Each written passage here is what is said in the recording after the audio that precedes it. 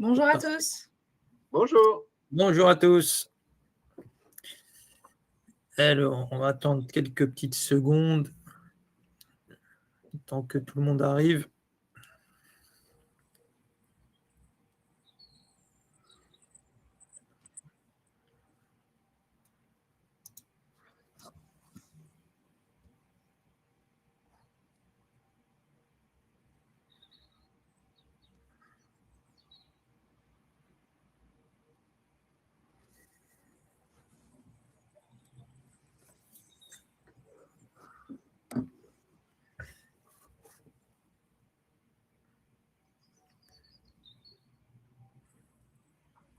Bonjour à tous.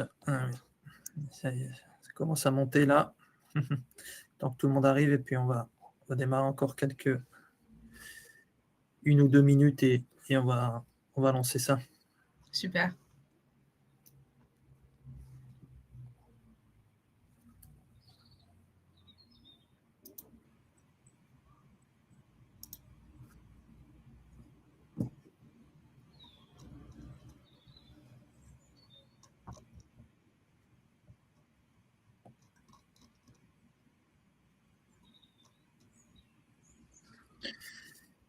Bonjour Céline, bonjour Emmanuel, bonjour Sandra. Il y a du monde là. Bonjour Muriel. Oui, visiblement, c'est un sujet qui intéresse. Ok, oui. Ok, oui, surtout avec l'actualité qui est bouillante, ça ne m'étonne pas. Top. Allez, c'est parti. Bonjour à tous. Merci d'être présents pour ce live organisé par Pulso F360 en partenariat avec Galaxy Conseil. Je remercie Lamia et Pascal d'être présents. Aujourd'hui, le live s'intitule CPF, êtes-vous dans les clous? On a choisi cette thématique, pas au vu de l'actualité, parce qu'on avait prévu ce live un peu plus tôt, mais il tombe à point nommé avec toute l'actualité autour du resserrement des plafonds, par exemple, de financement des formations mobilisables avec le CPF, etc. Donc, aujourd'hui, c'est ce qu'on va essayer de démystifier. On va essayer d'aborder ces points-là avec Lamia et Pascal. Donc, très rapidement, moi, je suis Abdelhakim Daoudi. Je suis data analyst et formateur en data et aussi associé cofondateur du cabinet Pulso F360 qui accompagne les organismes de formation dans toute cette procédure administrative, à savoir de l'obtention du NDA jusqu'à la plateforme EDOF, l'accès à la plateforme EDOF. Donc, sans plus attendre, je donne la parole à Lamia pour se présenter et ensuite Pascal pour qu'il se présente très succinctement. Merci. Bonjour à toutes et tous, merci Abdelhakim, Lamia Makroum, auditrice Calliope, consultante également en réglementation de la formation professionnelle et cofondatrice du cabinet Pulso F360. Donc merci pour ce magnifique event qui, je pense, apportera beaucoup d'éclaircissements. Écoutez, c'est l'objet. Alors, moi, je suis Pascal Lévy, je dirige le cabinet Galaxy Conseil, je suis expert comptable. On accompagne une trentaine d'organismes de formation, dont un certain nombre sont financés par le CPF. Il nous a paru intéressant, avec l'équipe de PulsoF, d'avoir un regard croisé sur nos expériences, sur les zones de risque et sur les points d'attention que vous devez avoir en tant qu'organisme de formation, dès lors que vous avez une part significative de votre financement qui provient du CPF. Voilà. Très bien, merci à vous d'être présent en tout cas. Donc, organisme de formation présent sur EDOF, êtes-vous dans les clous? C'est ce qu'on va essayer aujourd'hui de voir ensemble. Premièrement, on va un petit peu faire un rappel de tous les abus, tous les risques qu'il y a eu autour du CPF, ce qui a mené à l'organisation de ce live. Ensuite, on fera un point un peu plus axé sur la réglementation CPF, les accès au référencement, puis les fameux points de vigilance. C'est là qu'on abordera notamment les contrôles. Et enfin, on on verra ensemble en conclusion un petit peu ce que vous avez comme questions. Et c'est pour ça qu'on voit vos questions dans le chat et on y répondra plutôt à la fin. Donc, n'hésitez pas, si vous voyez des questions passer, de les liker. Comme ça, ça permettra de remonter les questions les plus en train pour les participants qui veulent qu'on y réponde. Voilà.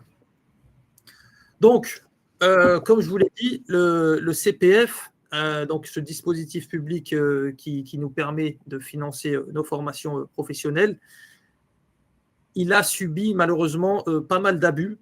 Et si vous vous souvenez au lancement, l'accès à EDOF se faisait sans aucun procès. C'était assez facile et la facturation également. Seulement, ça a conduit tout ça à un tas d'abus. Et donc, au fur et à mesure, il y a eu tout ce renforcement de l'introduction de Calliope, l'accès à la plateforme EDOF qui a été de plus en plus réglementé et très compliqué d'accès. Et donc, on arrive à aujourd'hui même, le 26 février, à l'entrée en vigueur d'une nouvelle réglementation qui vient encore encadrer ça, qui est le plafonnement des formations mobilisables pour le CPF, qui passe maintenant la MIA à 1 600 € de mémoire, 1 500 €. Ouais, 1 500 € pour les formations certifiantes enregistrées au RS uniquement. Donc, si vous proposez des actions certifiantes aboutissant, préparant à un RNCP, vous êtes exempté de ces plafonds-là. Pour les bilans de compétences, les fonds mobilisables sont plafonnés à 1 600. Et enfin, pour le permis de conduire, il est plafonné à 900 €. Ce qui veut dire qu'il y a un reste à charge pour l'élève. Exactement.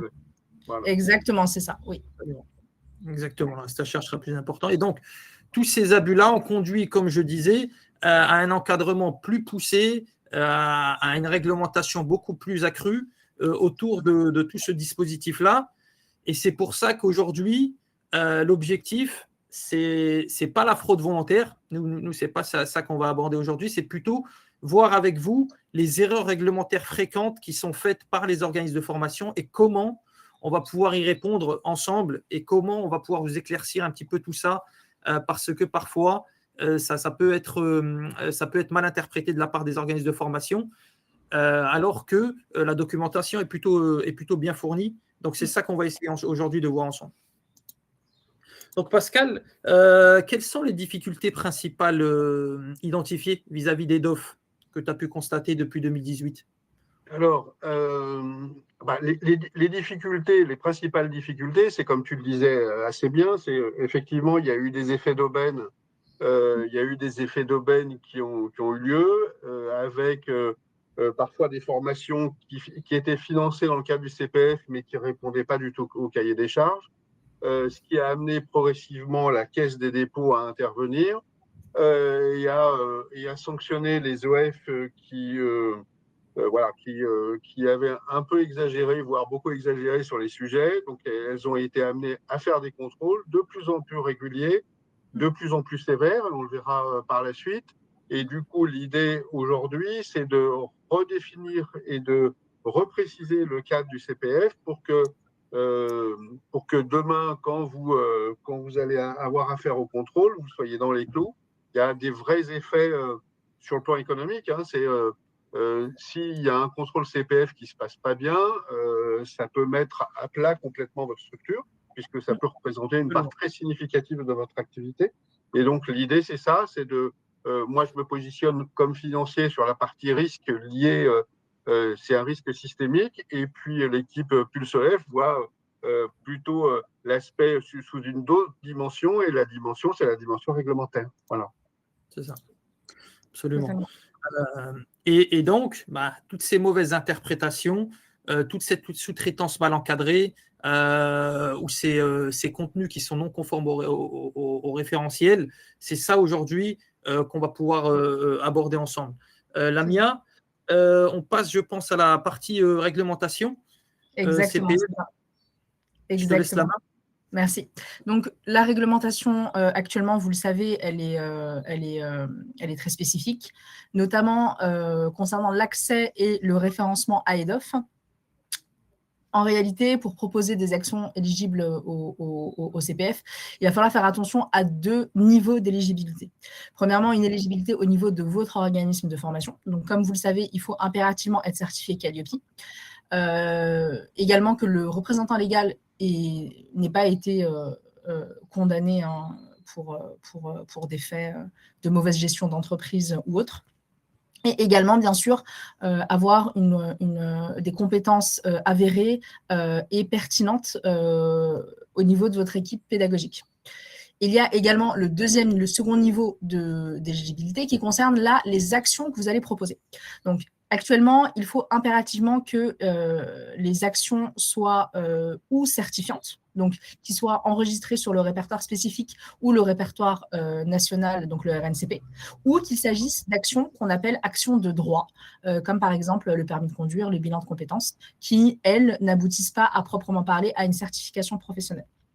Donc, il faut vraiment être au clair sur ces 2 niveaux d'éligibilité.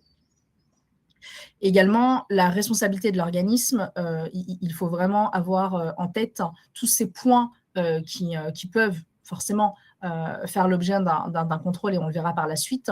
Donc, en tant qu'organisme de formation qui propose des actions éligibles au CPF, vous avez la responsabilité du contenu pédagogique, de votre conformité administrative qualitative, bien entendu, et c'est vous qui devez apporter les justificatifs en cas de contrôle. Concernant le dernier point, les sous-traitants, attention, lorsqu'on sous-traite une partie ou la totalité d'une action de formation, on ne déplace pas la responsabilité sur ces sous-traitants. Vous êtes tout de même le donneur d'ordre, donc il en va bien entendu de la bonne sélection de vos sous-traitants et de vérifier qu'ils respectent à eux-mêmes certaines conditions, et on le verra également par la suite. Rapidement, Pascal, justement, est-ce que toi, tu as vu des difficultés justement sur la compréhension de cette responsabilité? Est-ce que tu as tendance à voir justement que les donneurs d'ordre on déplace un peu la responsabilité sur les sous-traitants ou autres? Alors, les EF sont quand même très conscients du plafond de 80% qu'ils ne doivent pas dépasser. Oui. Et ça peut poser certains sujets en fonction des modèles pédagogiques et des modèles économiques qu'ils ont retenus. Après, ils sont bien, enfin, pour la plupart, ils sont quand même très conscients que c'est l'OF en lui-même qui est responsable de son activité, qui est responsable vis-à-vis de sous les aspects réglementaires, et voilà, ne cherche pas forcément à se dédouaner sur les sous-traitants, même si ça peut être une tendance, mais c'est pas ce que j'observe moi. Enfin, pour ce qui est des OF que je suis. Voilà. Parfait, merci Pascal. Rapidement, les conséquences des référencements, donc elles sont crescendo entre guillemets. Hein. Donc vous pouvez avoir premièrement un avertissement, une mise en demeure, puis voilà, ça monte très rapidement dans les aigus, une suspension immédiate, donc en gros un blocage des paiements. Donc qui va bien entendu occasionner une perte de chiffre d'affaires, mais là je vais laisser quand même Pascal s'exprimer sur cette partie-là qui le concerne, car voilà, il voit les structures qui peuvent vaciller. Puis on a un risque de remboursement des sommes indûment perçues. Et petite information, sachez que la Caisse des dépôts a totalement le droit de vous dénoncer auprès d'autres services de l'État, hein, s'ils jugent qu'il y a matière à. Et également, un risque dont on parle peu, c'est le fait que la Caisse des dépôts puisse porter plainte. Elle peut totalement porter plainte si elle estime que c'est justifié. Pascal, justement, suite à des référencements, des remboursements de sommes perçues, etc., qu'est-ce que tu peux nous partager comme… Alors, ce que je peux vous partager, voilà, il y a un cas d'un client qui récemment a fait l'objet d'un contrôle de service fait, puis c'est a priori plutôt par le passé. Et puis, 3 mois après, il a fait l'objet d'un autre contrôle, et ce contrôle-là était du niveau, on va dire, du niveau 2. Et là, le premier jour du contrôle, ils ont suspendu l'intégralité des paiements. Donc, ce qui veut dire qu'effectivement, dans ce cas-là, on se retrouve dans une situation où les formations doivent continuer, d'accord, mais par contre, il y a aucun financement qui tombe dans le compte bancaire du client, et de l'OF, et ce qui peut le mettre en grave difficulté. Ça, c'est le premier point, et ça arrive quand même de façon très fréquente. Voilà, donc c'est le premier sujet. Et le deuxième sujet, c'est qu'effectivement, j'ai rencontré des cas où on va dire l'OF n'était pas diligent sur un certain nombre d'éléments fondamentaux du cahier des charges, et notamment sur le service fait. Et dans ce cas-là, la Caisse des dépôts a demandé le remboursement des sommes. Et là, en l'occurrence, ça portait, sur le cas que j'ai en tête, sur une somme de 230 000 euros. Donc voilà, les enjeux sont très importants pour vous, et il faut bien, voilà, c'est pas la roulette russe.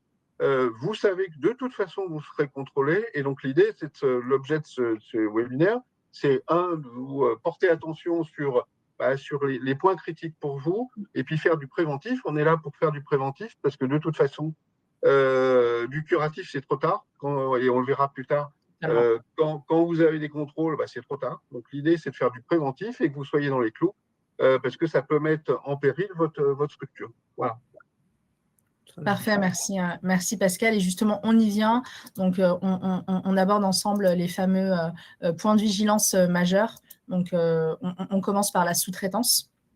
Donc, j'ai vu qu'il y avait une question justement sur la sous-traitance. Donc, j'y réponds dans un instant. Donc, la sous-traitance, elle est bien entendu autorisée, mais il faut qu'elle soit cadrée. Donc, qu'est-ce qui veut dire par le cadrage? Il faut bien entendu que vous vérifiez que votre prestataire est légitime en termes de compétences, mais également en termes de réglementation. Donc, qu'il dispose bien d'un numéro NDA. Concernant la certification Calliope des sous-traitants, elle est obligatoire sauf si il est en statut de micro-entreprise et qu'il ne dépasse pas le seuil, donc le seuil de chiffre d'affaires annuel de 77 700 € de mémoire.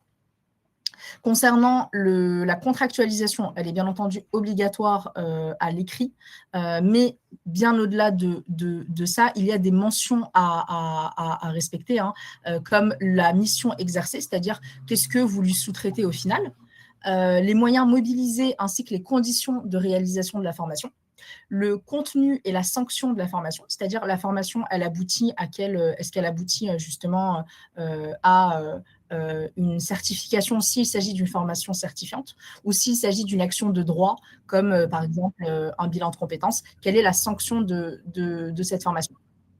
Et pour finir, concernant les mentions à préciser sur le contrat de sous-traitance, la durée et la période de réalisation.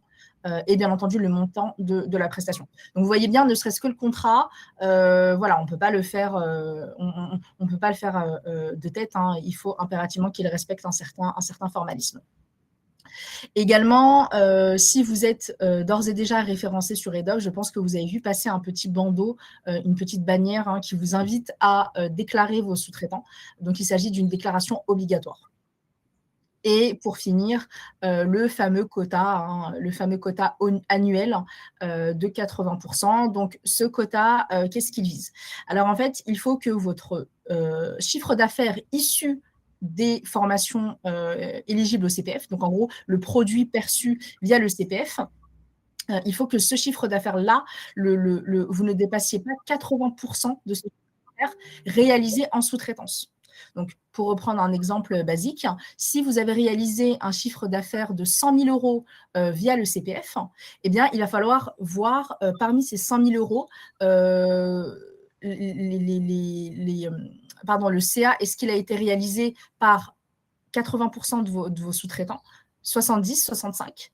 Si c'est plus de 80%, attention, vous êtes dans l'illégalité. Donc voilà, donc je sais que ce quota, il est assez difficile à comprendre. Si c'est encore mal compris, n'hésitez pas à nous faire un retour sur le chat. On y consacrera on y fera un bref focus. Oui, concernant les erreurs. Oui, juste un point d'éclaircissement. En fait, c'est le CA facturé à l'année. Voilà, CA facturé à l'année qui correspond aux prestations sous-traitées.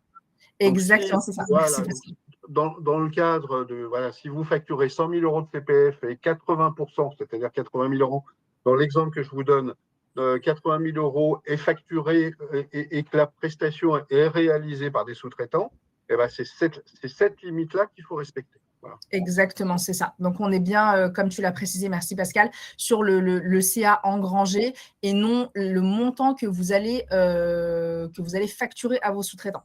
Voilà, donc c'est un peu tricky. J'espère que c'est un petit peu plus clair.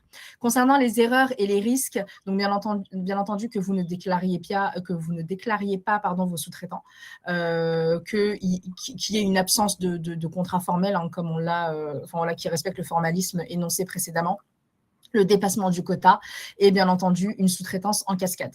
Donc attention, hein, lorsque vous mobilisez un sous-traitant, vous devez bien cadrer avec lui le fait qu'il ne sous-traite pas lui-même. Damien, est-ce qu'un OF qui est sur EDOF, qui n'a pas de sous-traitant, doit quand même faire sa déclaration? Oui, merci. Justement, c'est les idées reçues. Donc là, en l'occurrence, c'est l'idée reçue numéro 3. Donc, pas de sous-traitance, pas d'obligation déclarative. C'est faux. Vous devez justement déclarer. Donc, vous cliquez simplement sur non. Non, je n'ai pas de sous-traitant. Et là, vous serez tranquille. Concernant les deux autres idées reçues, donc Calliope est obligatoire pour tous les sous-traitants, c'est vrai, sauf pour une petite exception, comme je vous l'ai dit, pour les micro-entrepreneurs dont le CA n'excède pas le seuil, hein, donc le seuil en tant que micro-entrepreneur, auto-entrepreneur, pardon, de 70 700 €.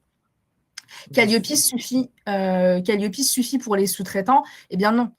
Calliope, c'est une obligation en termes de qualité, enfin de process de qualité pour percevoir des fonds publics, tandis que là, on est quand même sur on est sur un autre niveau qui est justement, est-ce que vos sous-traitants respectent la réglementation des DOF? Donc là, bien entendu, je vous invite fortement à lire les différents guides, surtout les conditions générales. Donc l'article 7 fait mention de vos obligations en tant qu'organisme de formation. Donc très très important. Également, vous avez les conditions particulières des organismes de formation à l'article 4 qui justement mentionne, fait état des manquements et des risques justement que vous encourez si un manquement il y a. Donc vraiment, pour répondre à la question qui a été posée sur le chat, il faut bien entendu vérifier que votre sous-traitant a bien son NDA, qu'il détient la certification Calliope s'il n'est pas sous le joug de l'exemption. Également, vérifier au fil de la relation, de la collaboration, qu'il respecte les missions que vous lui avez confiées, qu'il respecte pour vous votre process qualité. Donc ça, c'est l'indicateur 27 du référentiel national qualité, donc de la certification Calliope. Donc voilà, donc vraiment, il faut que vous ayez quand même un œil sur les sous-traitants et non pas que vous vous disiez, bon, bah, je sous-traite, je fais une translation de la responsabilité. Pas du tout.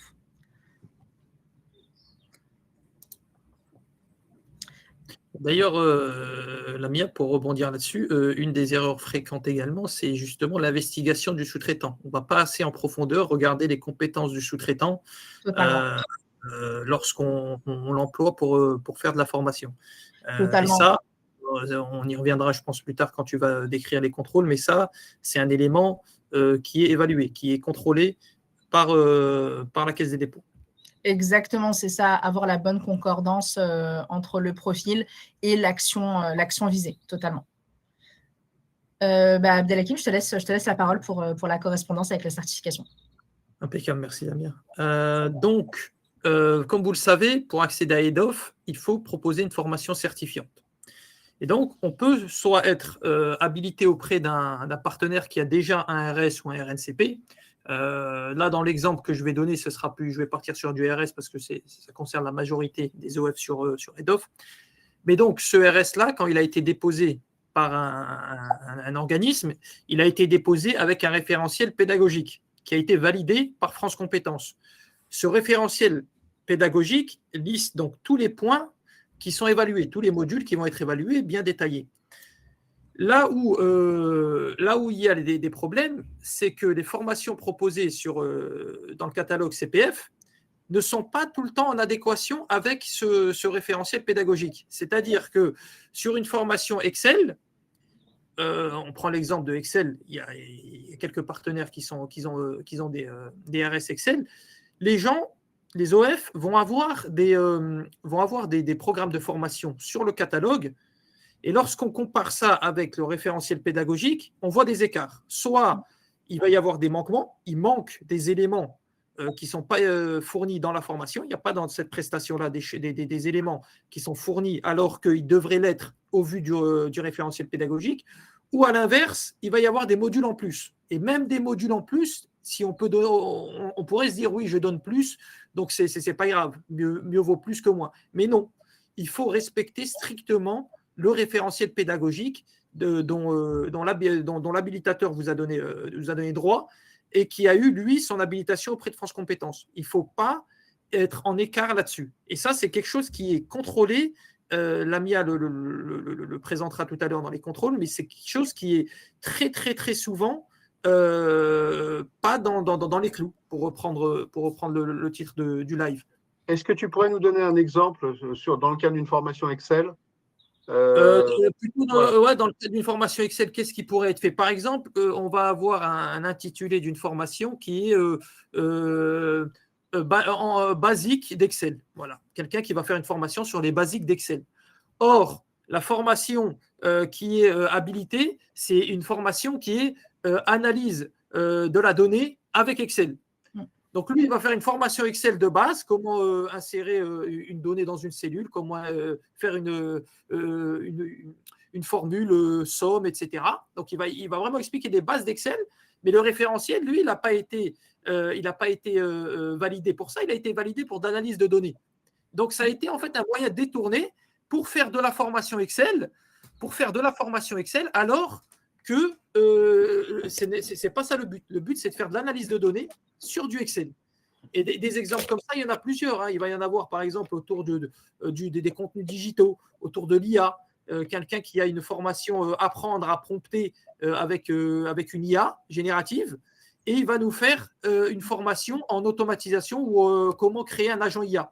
Alors que c'est totalement deux choses différentes. Effectivement, les outils seront peut-être les mêmes. On va utiliser une IA générative peut-être pour créer un agent IA. Or, là, la formation ne traite pas sur ça. Elle traite sur apprendre à prompter avec une IA générative. Et donc ça, c'est très, très important de bien respecter ça, d'autant que les référentiels pédagogiques sont extrêmement bien détaillés. Donc, il suffit de les reprendre dans ces modules pour proposer une formation qui est conforme à ce qu'attend la Caisse des dépôts sur la plateforme EDOF. Et quelle bonne pratique, justement, tu conseilles? Parce que toi-même, justement, je le rappelle, hein, tu es formateur et proposes des formations éligibles au CPF. Quelle bonne pratique tu conseilles, justement, pour faire un matching réussi entre le programme de formation et le programme de certification? La première bonne pratique, moi, ce que je recommande souvent, et c'est le plus simple à mettre en pratique, c'est de prendre les blocs et de faire un module par bloc. Donc, quand je fais mon programme de formation, je mets autant de modules de formation que de blocs qu'il y a dans le référentiel pédagogique. Déjà, ça me permet de ne pas en oublier. Et deuxièmement, à l'intérieur de ces blocs, je vais aller regarder les contenus et je remets les mêmes, peut-être qu'ils vont être, ils vont être rédigés d'une autre manière, mais en tout cas, je reprends bien les mêmes attentes en bout de parcours. C'est-à-dire à la fin de ce module-là, normalement, je suis censé avoir appris telle et telle chose au vu du référentiel pédagogique. Alors, il faut que ce soit la même chose avec mon module. D'accord. Et de cette manière-là, on construit son programme au fur et à mesure et on a un programme qui est conforme à ce que EDOF attend. Et si demain, on a un contrôle, au moins, on peut présenter ce programme-là, on peut présenter le référentiel pédagogique et montrer les concordances. Une autre bonne pratique, c'est de mettre en fait un sort de répertorier dans chacune des parties de son programme de formation à quel bloc il appartient. D'accord. Donc, je prends le module 1. Module 1, apprendre à insérer une formule dans Excel. OK, elle correspond au bloc 2 de mon référentiel pédagogique. Parce que l'ordre, bien sûr, l'ordre lui, c'est pas une obligation de respecter l'ordre dans lequel il y a les blocs. Chaque bloc du référentiel pédagogique doit juste être répondu dans la formation. Qu'il soit répondu en premier, dans mon premier module ou dans le 5e, ça, c'est pas un problème. D'accord ? Donc ça, c'est très important. Avant de lancer une formation, on se fait habiliter et on analyse correctement le référentiel pédagogique. D'accord. Est-ce que tu penses justement qu'on peut solliciter le certificateur pour, par exemple, lui montrer le programme qu'on a conçu bon, après, parenthèse, dans certains process d'habilitation, justement, vous devez montrer patte blanche, hein, bien entendu, c'est totalement logique. C'est-à-dire que vous devez montrer le programme de formation que vous prévoyez de dispenser. Mais ma question était plutôt portée sur la durée. C'est-à-dire, est-ce que tu penses que ça peut être intéressant de, voilà, par exemple, si on a apporté une petite modification, de toujours faire valider ce programme? Absolument. Et je dirais même de le mettre en fait dans son process interne d'organisme de formation. À chaque fois que je vais proposer, je vais mettre une nouvelle action de formation sur mon catalogue EDOF, je le fais valider en amont par mon habilitateur. Ça me permet, moi, d'avoir déjà un premier contrôle, j'allais dire, qui n'est pas officiel, qui est plutôt officieux, mais au moins, j'ai ça parce que c'est lui qui a eu l'habilitation auprès de France Compétences, ce n'est pas moi. Donc, en lui proposant mon programme de formation, il est capable de me dire oui. Ah, on l'a perdu. Ah mince. Bon, bah écoutez, je vais Ouais, petit c'est souci. le problème du direct. Exactement, c'est ça. Au moins, ça vous prouve qu'on est bien en direct. Excusez-nous pour ces petits soucis. Écoutez, je vais simplement reprendre la main. Donc voilà, comme nous disait Abdelhakim, n'hésitez vraiment pas à solliciter l'entité qui vous habilite pour justement être sûr que ce programme leur est conforme.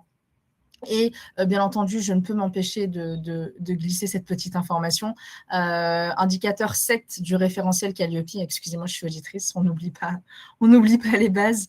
Indicateur numéro 7, vous devez faire un tableau croisé entre le programme de certification, justement, le référentiel de certification, et votre programme de formation. Donc vraiment, c'est entre guillemets tout simple à faire, hein. C'est vraiment faire un parallèle entre les deux, comme vous l'a également conseillé Abdelhakim.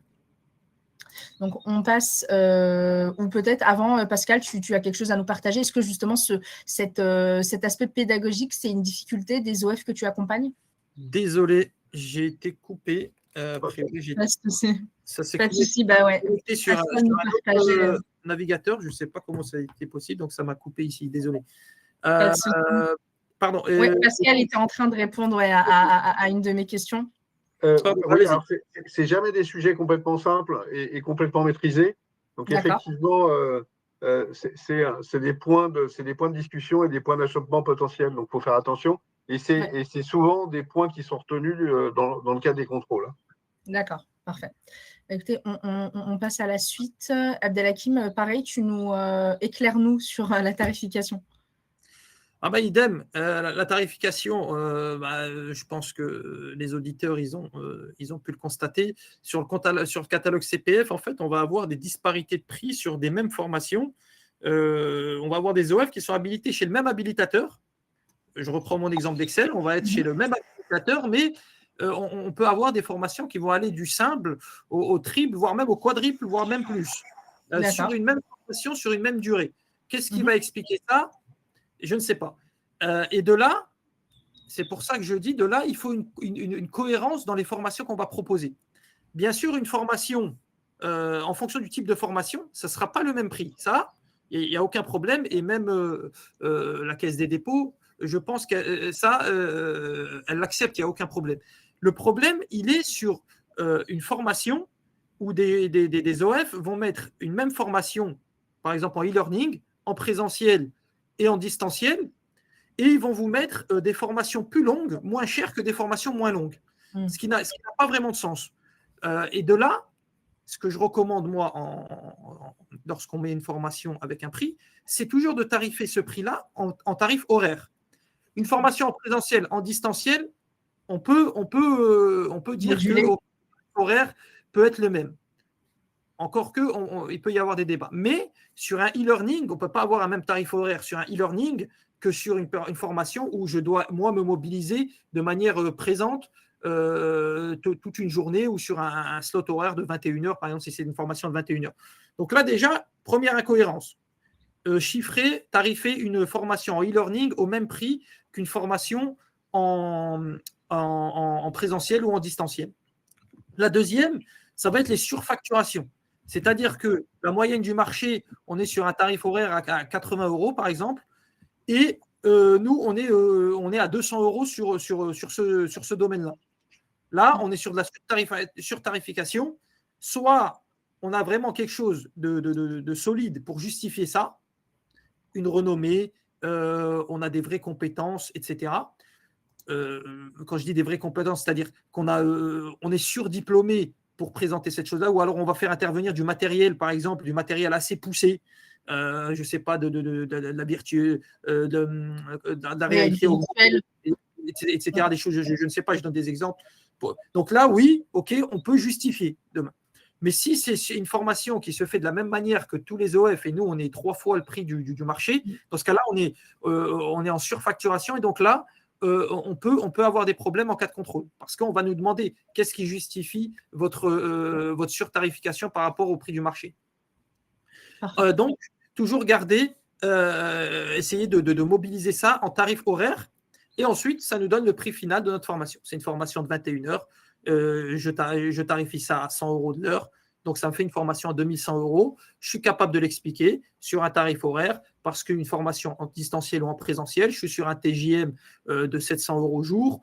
Voilà, la formation, c'est 7 heures par exemple par jour. Donc, il y a une cohérence. Je suis capable d'expliquer ça de manière très cohérente au vu de mes expériences, au vu de mes diplômes, etc. Si je ne suis pas capable, dans ce cas-là, je me réfère au marché. Qu'est-ce qui se fait sur le marché? Et je tarifie avec la moyenne du marché, très simplement, pour être aligné avec ce qui se fait sur le marché et ne pas avoir des prix disproportionnés ou des choses complètement incohérentes. Donc ça permet justement de répondre en cas de contrôle avec ces éléments-là bien détaillés. Parfait, merci Abdelhakim. Pareil, Pascal, des bonnes pratiques concernant la tarification ou peut-être justement des cas de figure qui t'ont interpellé au sein de tes clients? Voilà, ce qu'on peut constater, c'est effectivement il y a une grosse différence tarifaire parfois, et du coup, ça interpelle très logiquement. Donc, Oui. c'est un sujet qui convient de remettre à plat et effectivement faire une analyse à la fois du marché et puis de la décomposition de sa formation pour que du coup, que la tarification retenue soit cohérente avec à la fois le prix de marché et puis ce qui est proposé, ce qui me paraît logique. Okay. Parfait, merci. Donc, on passe… J'ajoute un dernier point, c'est qu'une surtarification peut vous conduire à déclencher un contrôle. De quelle manière? De la manière où le stagiaire n'a pas eu satisfaction sur la formation, ou s'aperçoit qu'à côté, les concurrents sont 3 fois moins chers, et donc lance une alerte sur EDOF et vous le signale. Et donc là, c'est un déclenchement de contrôle immédiat. Donc vraiment, faire attention à vraiment rester équilibré entre quelles sont les pratiques du marché d'un point de vue tarifaire et l'adéquation avec ce que je disais précédemment dans la partie précédente, avec l'adéquation du service proposé, de la formation proposée, pour éviter justement une satisfaction du stagiaire. Totalement. Merci Abdelhakim. Justement, ça nous fait une transition concernant la partie contrôle. Donc, on va d'abord décortiquer les différents types de contrôle. Donc, on a premièrement le contrôle de service fait, qui est un contrôle qui se fait à distance. Son objectif est de vérifier justement la bonne exécution de la formation. Donc, bonne exécution de la formation, c'est-à-dire qu'elle a bien eu lieu, qu'elle a bien respecté le programme de formation comme ce qui était présenté sur votre catalogue EDOF, qu'elle a bien été réalisée sur la durée énoncée, sauf cas d'adaptation ou d'individualisation du temps de la formation. Donc, le périmètre, quel est-il? Il s'agit de dossiers de formation que vous clôturez. C'est-à-dire que lorsque vous clôturez justement le service, le service fait, hein, vous déclarez la sortie de votre apprenant, eh bien, vous recevez un mail hein, vous informant justement du dossier sélectionné avec une liste de pièces justificatives que la Caisse des dépôts appelle pièces probantes. Donc, probante, c'est un peu flou, entre guillemets, mais bon, on appelle tout de même à votre bonne logique en tant que responsable d'organisme de formation. Donc, la liste, comme ça, de tête, elle va... il vous est demandé justement les preuves de l'évaluation, les preuves du programme de formation, est-ce qu'il a été adapté ou non, quel type d'évaluation vous avez fait tout au long de la formation. Également, le contrat, la manière dont vous contractualisez avec le formateur. S'il s'agit d'un contrat interne, le contrat adéquat. S'il s'agit d'un sous-traitant, le contrat de prestation à fournir, etc. Donc, en fait, là, c'est vraiment un contrôle, si je puis dire, de routine. C'est-à-dire qu'on veut simplement s'assurer que la formation a bien eu lieu. Concernant le délai, donc, vous avez 5 jours ouvrés pour transmettre les éléments demandés. Le contrôle de conformité, si un jour vous avez un contrôle de conformité, c'est une mauvaise nouvelle parce que justement les contrôles de conformité sont réalisés suite à un signalement. Donc ça peut être un signalement hein, de n'importe quelle partie prenante. Hein. Mais le contrôle de conformité reste assez rare. Donc, sur quoi ils portent? Déjà, c'est un contrôle par échantillon. Donc, c'est-à-dire qu'ils vont piocher, entre guillemets, des dossiers qui les intéressent. Ils vous transmettent l'échantillonnage. Quel est son objectif? C'est vraiment de vérifier que vous respectez les conditions de référencement. C'est-à-dire, justement, est-ce que vous ne proposez pas, je vais prendre un exemple très biaisé exprès, hein, est-ce que vous ne proposez pas justement de la formation rehaussement de cils sur un référentiel, sur une certification Excel? Malheureusement, ça a déjà été le cas. Et ça, clairement, vous ne respectez pas les conditions de référencement. Donc, le périmètre du contrôle de conformité, il porte sur les actions de formation, en l'occurrence celles qui auront été échantillonnées, et l'organisme de formation. Donc, quand on contrôle l'organisme, il va s'agir de justement la pertinence des formateurs, comme tu en parlais précédemment, Abdelhakim, la pertinence des formateurs, la manière dont vous contractualisez avec eux, est-ce que justement ils sont bien détenteurs d'un NDA et d'une certification Calliope, etc. Le délai, il s'agit d'un délai de 10 jours ouvrables pour transmettre les pièces. Donc attention à une petite subtilité, mais qui est très très importante, jour ouvré et jour ouvrable. Voilà, donc ça, il faut bien que vous l'ayez en tête. Donc, les contrôles, de manière générale, ils vont vraiment se faire sur deux cadres d'analyse, entre guillemets. Donc, la réglementation, le code du travail, notamment s'il s'agit d'actions de droit, comme le bilan de compétences. Attention, le bilan de compétences, il faut bien qu'il y ait trois phases, investigation, préliminaire, investigation et conclusion de mémoire. J'espère ne pas m'être trompée.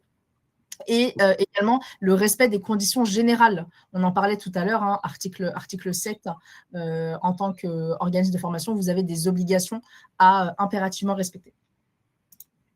Donc, contrôle satisfait, contrôle de routine, contrôle conformité, une mauvaise nouvelle. J'espère que vous n'en aurez pas. On passe au dernier type de contrôle, le contrôle qualité. Donc, le contrôle qualité, son périmètre est le même que le contrôle de conformité, donc à savoir action de formation et organisme, donc avec toutes les obligations en tant qu'organisme de formation. Donc, il est divisé en deux niveaux. Donc, vous avez un niveau 1 standard qui est un contrôle à distance et un niveau 2 exhaustif, un contrôle approfondi, visite sur site. Donc, ayez bien en tête que le contrôle peut s'arrêter au niveau 1. si la Caisse des dépôts, justement, juge satisfaction et estime que vous leur avez apporté tous les éléments nécessaires pour s'assurer de, justement, la qualité de vos actions. Pardon. Le niveau 2 exhaustif, c'est un contrôle qui va être approfondi et qui va exiger une visite en présentiel sur votre site de formation. Donc là, justement, ils peuvent également, ils auront totalement le droit d'échanger avec les stagiaires pour justement s'assurer de vos bonnes pratiques. Là, le délai, il s'agit de 10 jours ouvrables pour répondre. Donc, pour vous donner quelques exemples, on va être sur justement l'adéquation du programme de formation avec le référentiel de certification. Est-ce que justement vous veillez à individualiser et à adapter si nécessaire la prestation au cas à vos stagiaires, la gamme des prix. Donc, est-ce que justement vos prix sont corrects, sont légitimes selon la tarification du marché.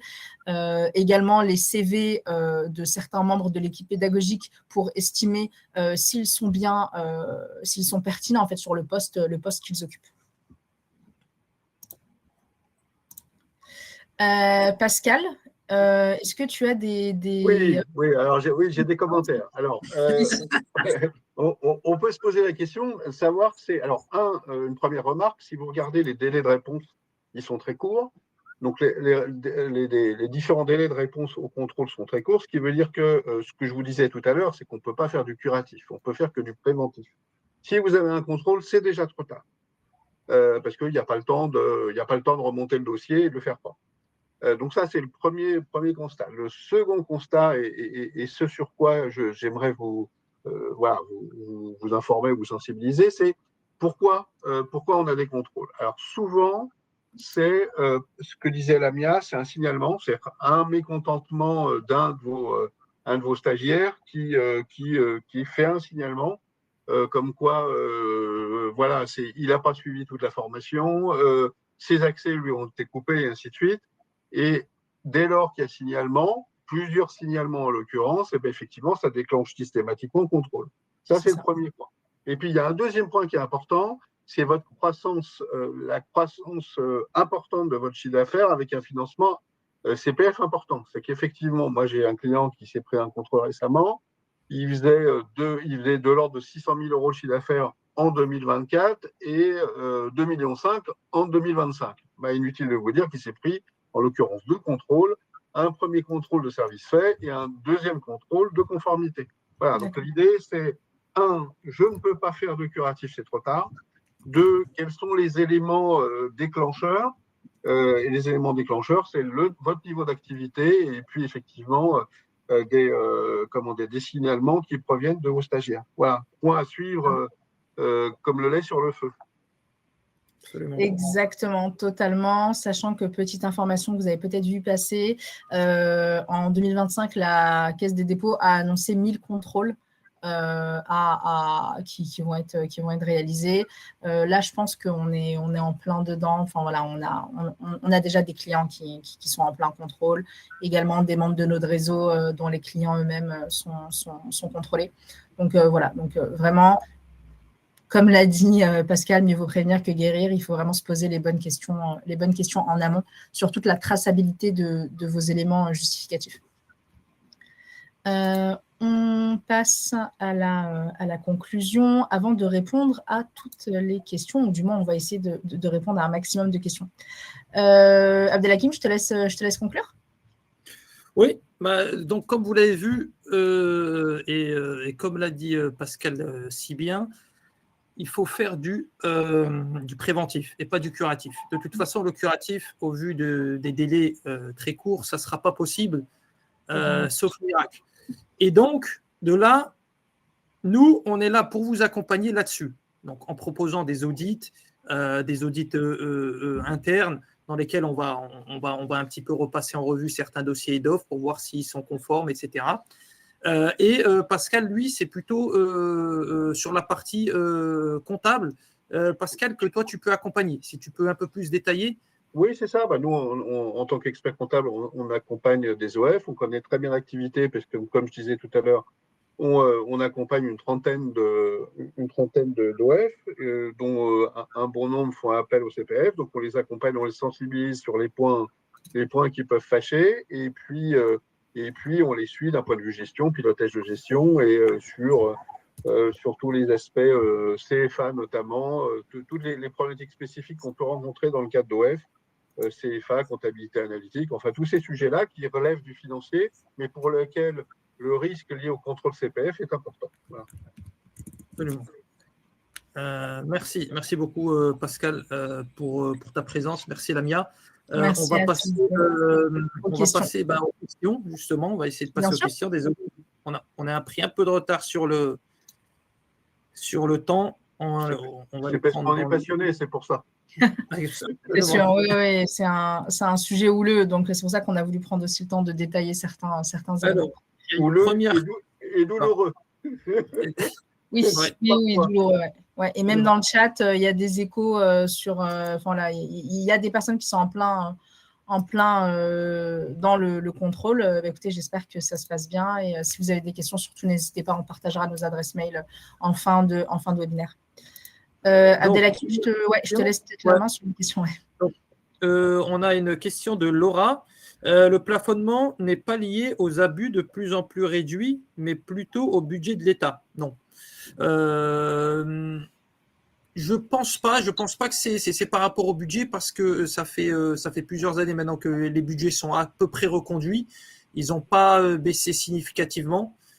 Si ce n'est peut-être l'apprentissage qui a pris un petit. Oui, l'apprentissage, oui, a été impacté. Mais vraiment, ce qui déclenche, ce qui a vraiment l'élément moteur, ça a été vraiment les abus. C'est les abus qui sont à l'origine du renforcement de toute cette régulation. Donc plus que la réduction des budgets.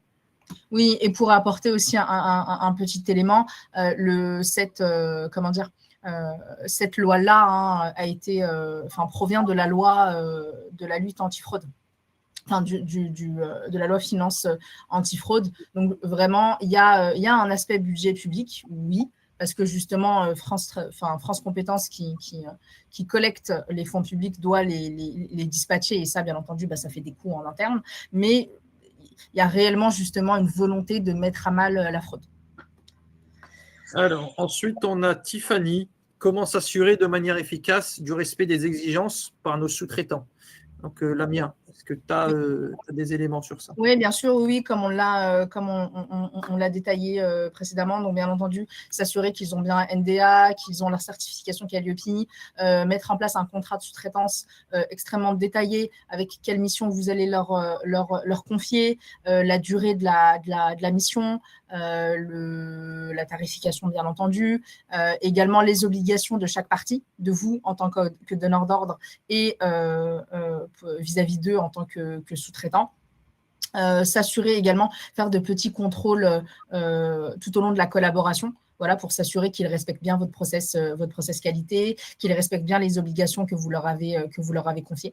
Donc, c'est très, très important. Bien entendu, au-delà de ça, lors de la sélection, bien s'assurer qu'ils détiennent les compétences sur les actions que vous voulez leur confier et les diplômes adéquats, etc. Une question sur la sous-traitance de Sylvie.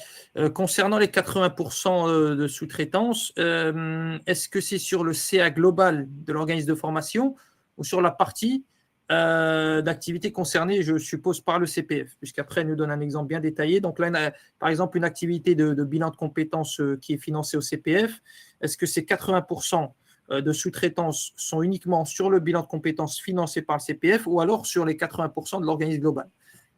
Alors, on est sur le chiffre d'affaires global qui provient du CPF.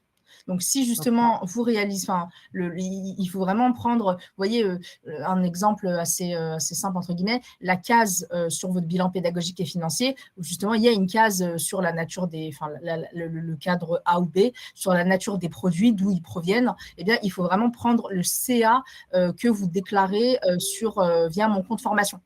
Et en fait, c'est ce CA-là que vous devez analyser.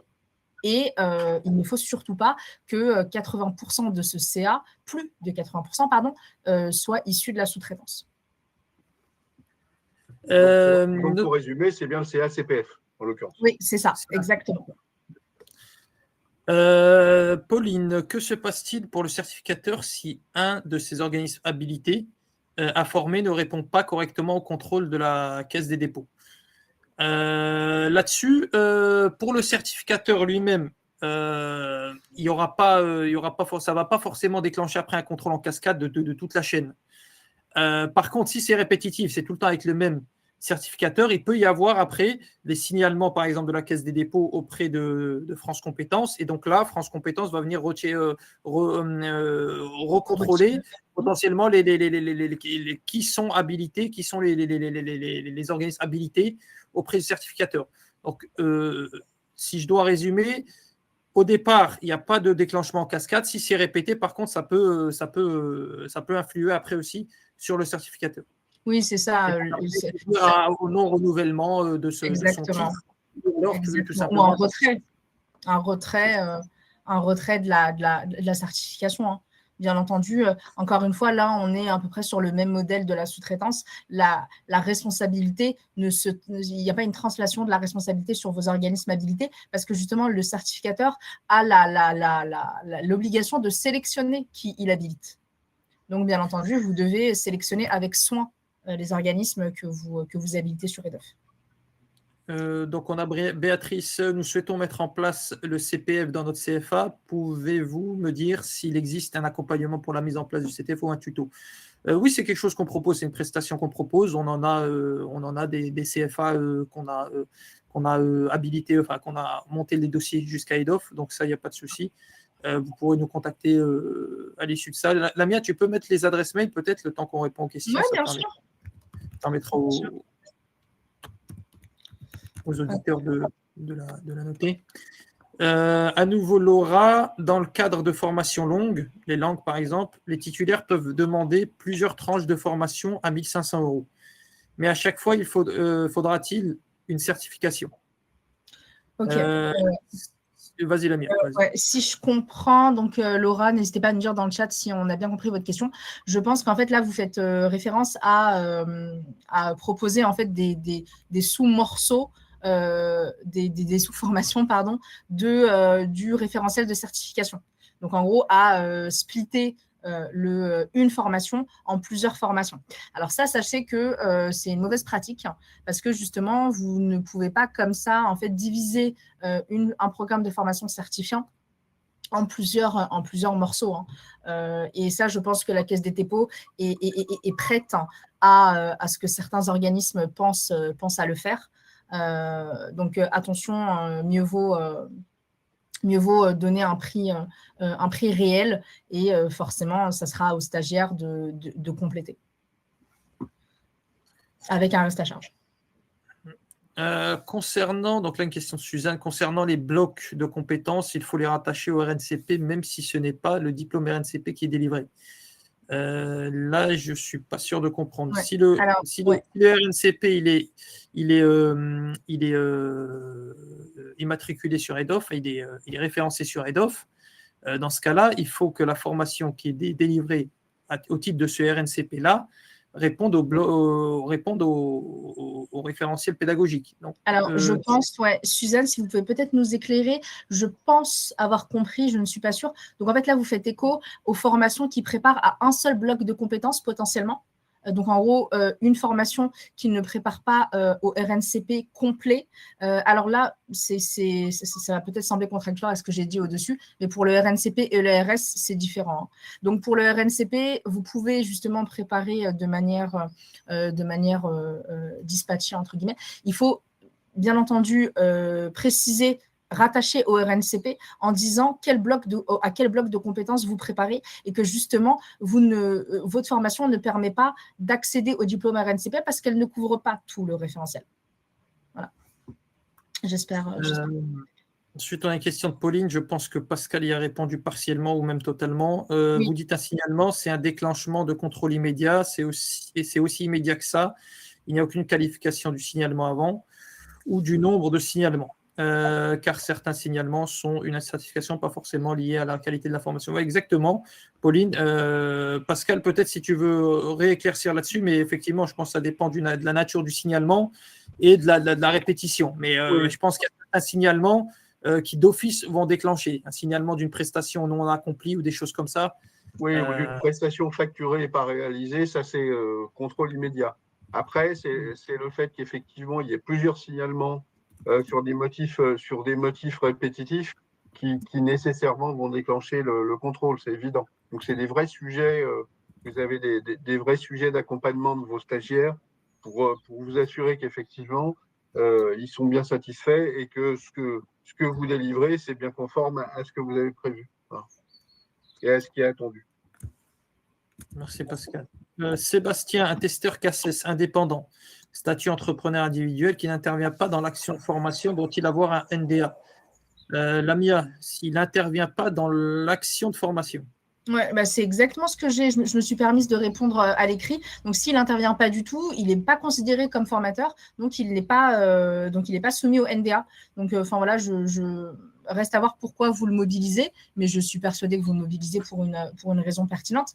S'il n'intervient pas, il n'est pas soumis au NDA. Ok, merci Lamia. Rachel, donc la limite des 1600, pardon Rachel, ça c'est ce que j'ai dit en introduction, c'est 1500 €.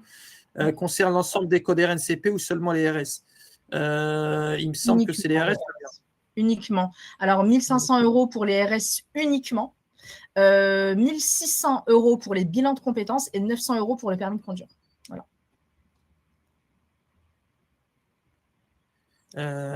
Stéphanie. Stéphanie. Ouais, Stéphanie, je n'en sais rien si vous devez changer de fournisseur. On va éviter de se prononcer, mais après, je pense que tout le monde a été pris par la surprise. Hein. C'est vrai que le nouveau décret est paru au journal officiel d'hier et avec une entrée en vigueur le lendemain, donc à savoir aujourd'hui. Donc, effectivement, mais par contre, vous pouvez suivre la page de PlusWeb 360, dont la veille est qualitative. On prend une dernière question parce qu'on a débordé là. Il existe des formations type HAC. HACCP, ouais. HACCP, ouais, mais qui ne sont pas référencées par le RNCP. Pourtant, ce type de formation peut être financé par le CPF. Comment cela se fait? Alors, si les autres aussi, elles sont finançables. En fait, là, ce qui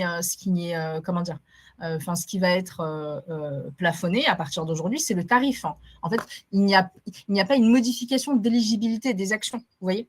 Donc, le HACCP, de mémoire, c'est un RS, hein, c'est tout ce qui concerne l'hygiène alimentaire, si je ne me trompe pas. Oui, elles n'aboutissent absolument pas à un RNCP, donc elles vont être plafonnées au même titre que les autres à 1500 €. Voilà. J'en vois une là. Oui, c'est le financement CPF qui va être, c'est ce qu'on disait tout à l'heure, c'est le financement CPF qui va être plafonné. Charge à vous, voilà, il y aura probablement, si vos tarifs sont supérieurs, un reste à charge pour les stagiaires. Voilà. La problématique, elle va être là. Voilà. En termes commerciaux, ça va être plus compliqué. Voilà. Totalement. Et enfin, la dernière que je prends. Donc, est-ce qu'une personne peut faire une première demande pour un bilan de compétences, puis une deuxième plus tard? Cela permettrait de dépasser le budget de 1600, 1500 plutôt, possible légal. Donc là, c'est 5 ans. Ouais, le décret prévoit avant de refaire une demande de bilan de compétences. Oui, ils ont également statué sur une sorte de délai de carence qui est porté à 5 ans. Parfait. Alors, on espère on a répondu à un maximum de questions. N'hésitez surtout pas à nous revenir par mail. À nous contacter. Aussi sur LinkedIn, vous nous retrouverez assez facilement. Et puis, merci pour votre présence. On peut peut-être regarder le résultat des sondages, vite fait. Oui, bien sûr. Ouais. Bien sûr. Alors,